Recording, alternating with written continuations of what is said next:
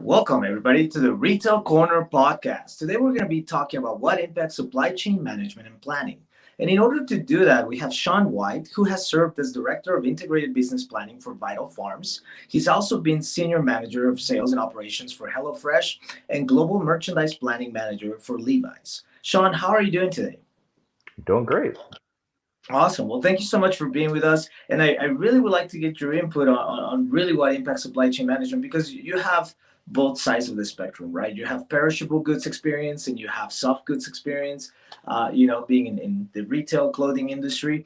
So, overall, right, to really start this conversation, in your opinion, what are the key factors that impact supply chain and planning, right? Obviously, there's a million things, but what are the key factors that really make the difference? Yeah, I think the big thing is just understanding the market and having a good view on your product line. There's like you said, there's a million things that will determine the accuracy or inaccuracy of your supply chain. And I think it's really taking the right time to key in on what's happening in the market and how you can optimize or take advantage of that. So one of the big things that I always try to do is the planning process is always very cyclical. Whether you're talking about short lead times with perishable goods, or you're talking about long 120-day lead times with clothing, you really need to make sure that you have a clean process so that you can quickly and easily assess where's your supply, where's your demand, where's the risk or opportunity to each of those, and make sure you could turn that pretty quickly and easily. What I've always worked on with any of the companies that I've been a part of is Mhm. finding a way to automate the process as much as possible and take out as much human error. And some people are a little bit nervous about that. They're like, "Oh, this is taking away from my job." It's like, no, there's there's a machine component that's pretty cyclical to your job, but what can take place is the analysis on those numbers and figuring out what's the actual story behind the numbers and how can you get things a little bit more efficient. I think one of the beauties of supply chain is there's no one answer, and there's always an extra penny that you can make or save. So continuing to have that process where you can kind of save a day, save an hour on the process, and look a little bit deeper into the numbers, I think is the key factor in building a strong plan for your business and being able to adapt to the things that are going to inevitably happen, whether it's COVID or avian flu or Inflation or whatever the case might be. Yeah, yeah, yeah. The perfect storm that's been happening the past 3 years, right? Mhm. It's been so. I think overall, right, you hit on some key items in my opinion, right? Obviously, it all starts in the leadership, right? How you are directing that ship. Then your process and your procedures, right? How quickly and how you can make some things automated, make people feel comfortable with the automation processes, and obviously supply and demand, right? When it comes to the leadership factors, right? In your opinion, what really can foster that growth? Because I think you talked about something very, very important. As AI, as technology continues to advance, right? In I think in gargantuous steps in comparison to previous decades, right? More and more people are afraid of technology or are almost hating technology, right? Because of exactly what you said, right? Hey, is my job going to disappear, right? Am I at risk over a machine, right? And so as a leader, how do you foster a mindset of acceptance of technology and rather than being scared of it, capitalizing its value in order to really impact your productivity? Because at the end of the day, as you very well mentioned, if you use technology properly, then you take away processes that are very mechanical and then you can actually be more productive, right? You can actually mix your gut feeling, right? That art piece of us as a human with the science piece of us, right? And really put it together to more of a working effort. Yeah. Yeah, I think the big thing that I work with one either with my team or two when I'm cross functionally working on a project is how can we save time?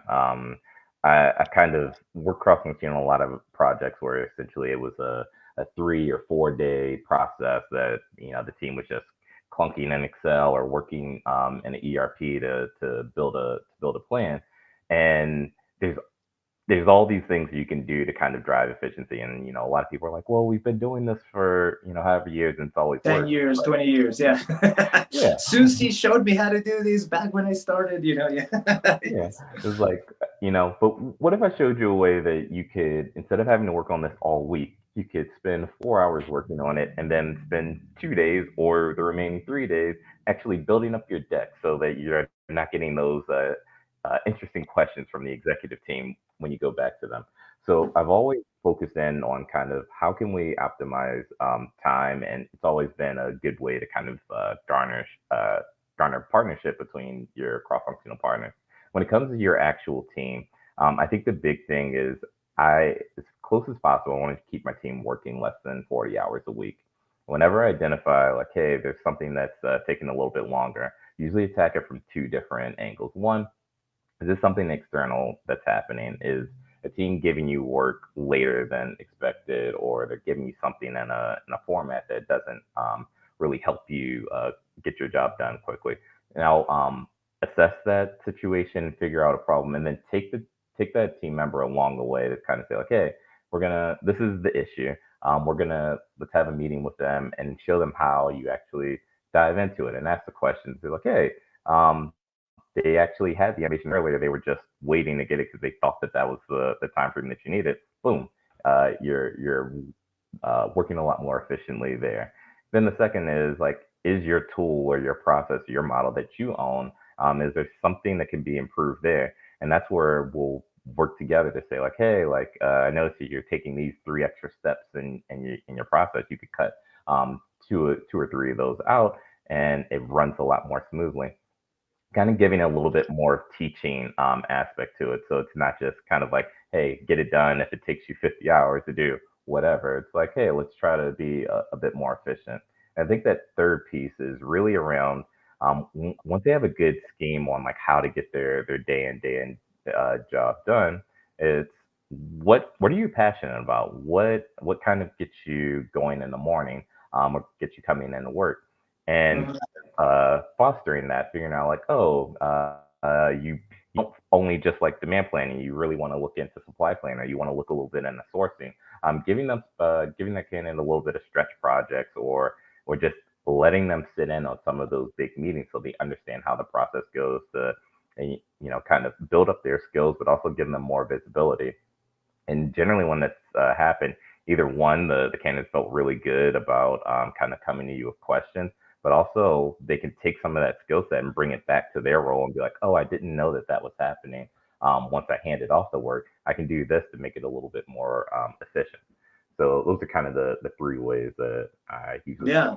No, you touched on something I really firmly believe in, right? When I've been internal as an executive as well, is you don't have to work people 40 hours a week, right? Mhm. Like, I think there is this mindset previous to us, maybe previous generations, that it was like, if you're not working 60, 50 hours a week, then you're not being productive, right? Or if you're not all the time stressed out and all the time on the computer doing something, then you're not providing value to me as an employee. And I think now, after pandemic, after many things have changed, I think we've started to open up and realize that productivity is not based on the amount of time you're investing in it, but rather on deliverables, right? Mhm. Whether it takes you 4 hours today and then you go play golf for the rest of the day, it doesn't matter, because if you completed the task successfully and without mistakes, that's much more valuable than you working on the task, 12 hours today, so I really like what you hit on there. And when we talked about, obviously, the after effect of this, right, and the guideline to this is the processes and the procedures that you put in place, right, in order to really help your employees activate and exercise all the things you talked about. So when we talked about processes and procedures, and we talk about technology, what do you foresee that is going to be really changing in the next couple of years, right, or in this year, that's kind of hot in the market, that's really changing how supply chains is working and functioning today? Yeah, I think AI is very interesting. I don't know the huge impact that it's gonna make at the planning and supply planning level. I think the big push there will be like when did the SAP and Oracle start plugging those into some of their ERP or planning tools. I still think we're a ways off from that, but I think in lieu of knowing that that's coming, teams can Mhm. start working on kind of looking a little bit more deep. It's like, hey, we have a much richer data set.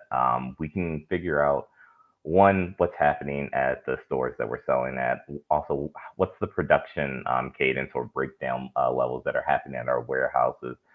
Taking those data inputs and building them into a database where we can actually see like what are all the factors that are happening, not just on the selling side, not just on the production side, combining them together and figuring out how can we be more efficient, how can we be more proactive and not get as caught up by some of the things like are we going to be able to pick when the next winter storm is going to happen and Texas is going to freeze?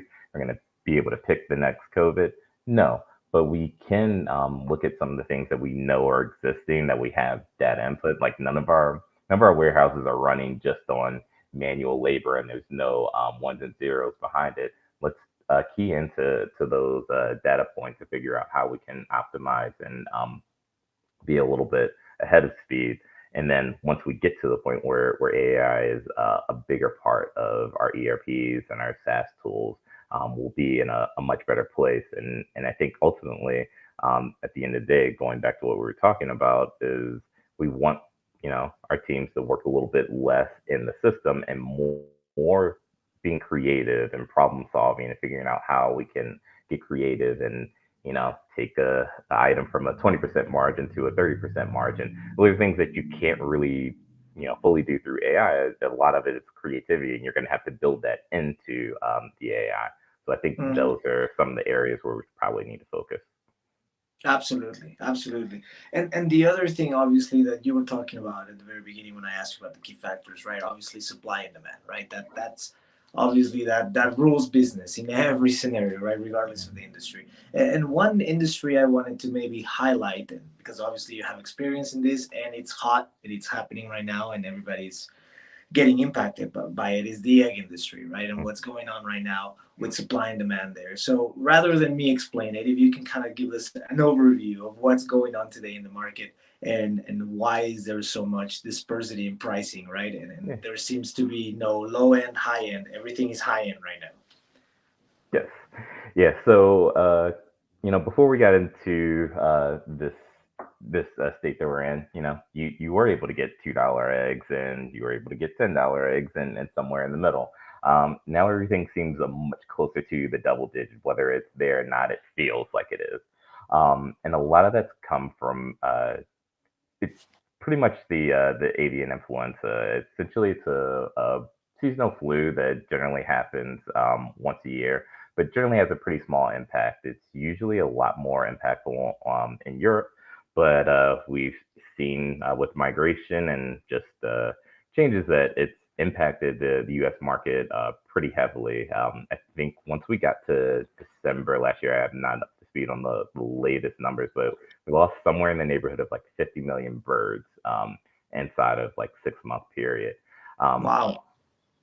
Essentially, what's happening is it's a flu that impacts the birds very very quickly. It pretty much once the bird is infected with it, the whole farm will generally die off inside of 3 days. So the plus side of it is there's very very low impact of it getting to customers because once they're infected with it, there's no they pretty much stop laying eggs, but it's pretty much killing off a whole farm inside of a week. The issue Wow. that comes with that is once you kill off a whole farm, it's not just a quick and simple. All right, we'll clean up the farm and get new chickens out there. You have to clean up the farm, which is a 2 to 3 week period. Make sure it's sanitized. Make sure that there's no impact to the new flock. And actually, laying down a new flock is pretty much an 18-week or plus 18-week period. So you have to essentially grow them till they're about 18 weeks, and then it's not until they get to about 24 weeks that they actually start laying eggs at the cadence that you would normally see. So really, in the grand scheme of things, you're talking about somewhere in the neighborhood of 6 months where you're kind of in between getting a flock up and going. So you lose that flock, you're out of a portion of your Yeah, supply. you're out of business for and a it, long period of time. So it so for everybody listening to us, sorry to interrupt you here. This is so interesting. What do you foresee really as the timeline in order to reach that milestone of normality again? Hmm. Well, it really depends on the ability to contain and stop the growing because farms can easily try to do their best to like keep their flock inside to mitigate the contagion of it. But if there's continually like farms in each area have infecting it, it could just continue to spiral. I don't think that's going to happen. I think a lot of the farmers are doing their best to keep Contain tracking where it. contain it, figure out where some of the birds that are having it are migrating from, and being very tied into that. I think this is me putting my finger up in the air. Nobody really knows. This is much longer than we've ever kind of seen it in the industry. Hopefully, towards Q3, we should start seeing a lot more of the farms stabilize with their supply and be able to get eggs on shelves and hopefully mitigate that. But the big thing is how we actually plan going forward. Companies are seeing much higher demand than they would. What companies are going to keep the demand? Which companies are going to lose that? What product types are going to continue to stay? Because right now, some people are buying more organic because there's organic, but egg supply, but there's not Yeah, if you're conventional. gonna say pay the same price, you might as well just get right a higher value item. But as you very well mentioned, right, how are those numbers going to impact next year, right? And how are the companies going to react to that? Because now their plans are going to be completely out of whack, right? Yeah. So it all comes back right to how environment, how flus, how all these different things can impact and change your supply chain management. And it's not just for the current event, but the some consequence that happens right year after year because of something like this. Sean, I wanted to ask you one last question, and thank you for all of this. This has been so informative and so great. Uh, but I always like to ask this of everybody, right? If you had one piece of advice for, we have a lot of entrepreneurs, we have a lot of executives that listen to us, but if you had one piece of advice after your experience of being with perishable goods, with soft goods, right, and being so many years in the supply chain management and planning sector, what do you think is the one thing that's somebody that's trying to grow their business, right, or trying to grow for the business that they're working for, should really focus on that in order to excel and to drive it that one step closer to success? I think the most important thing is the people in the team. Making sure that you're hiring a diverse team with different skill sets that can all leverage against each other and kind of help each other out. I think too often people focus on like, all right, let's make sure that our portfolio is great. Let's kind of drive sales, but sales will come if you have a strong team. If you have a team that's committed to the product, that understands how things are working within the company, and have a drive to want to see the company be bigger and be a part of that growth.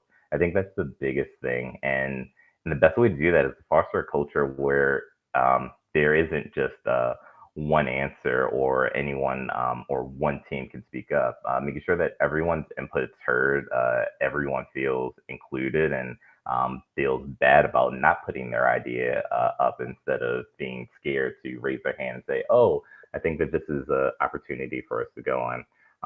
And just like constantly making it, fluid. I think people get hired into particular roles, and sometimes they like, "Oh, well, I just have to focus on sourcing, and I'm just going to live in this particular silo." But giving them the opportunity to know, like, hey, as long as you are getting your job done, there's other areas where your skill set can be helpful, and doing a lot of cross learning. I think the team and building that good learning chemistry and connective tissue where everyone feels that it's a team effort and not a me effort. I think that fosters the most growth.